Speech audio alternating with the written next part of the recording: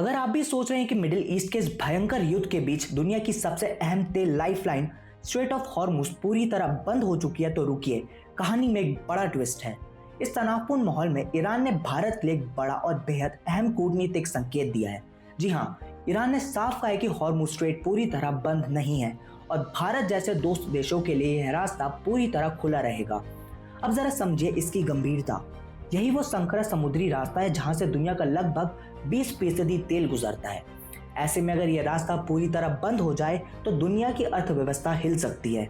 लेकिन ईरान के विदेश मंत्री अब्बास अराक्ची ने खुद सामने आकर कहा कि कई देशों ने उनसे संपर्क किया है और सुरक्षित रास्ता मांगा है, और ईरान ने कुछ खास देशों जैसे भारत, चीन, रूस, पाकिस्तान और इराक को यह सुविधा दी भी है। उन्होंने यहाँ तक बताया कि भारत के 2 जहाज हाल ही में सुरक्षित रूप से इस रास्ते से गुजर भी चुके हैं। लेकिन कहानी का दूसरा पहलू और भी ज्यादा खतरनाक है।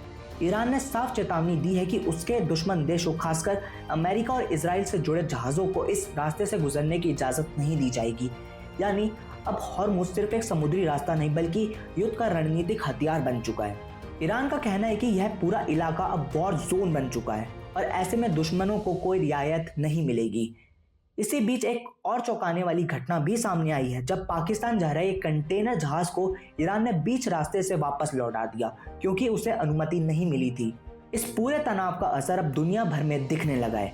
तेल की सप्लाई बुरी तरह प्रभावित हो चुकी है, शिपिंग लगभग ठप पड़ चुकी है और आंकड़े तो और भी ज्यादा डराने वाले हैं।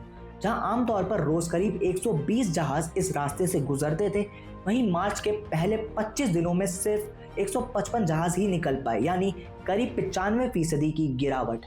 इसका सीधा असर पेट्रोल डीजल की कीमतों से लेकर हवाई यात्रा, खाने पीने के सामान और यहाँ तक कि सेकेंड हैंड कार मार्केट पर भी पड़ रहा है।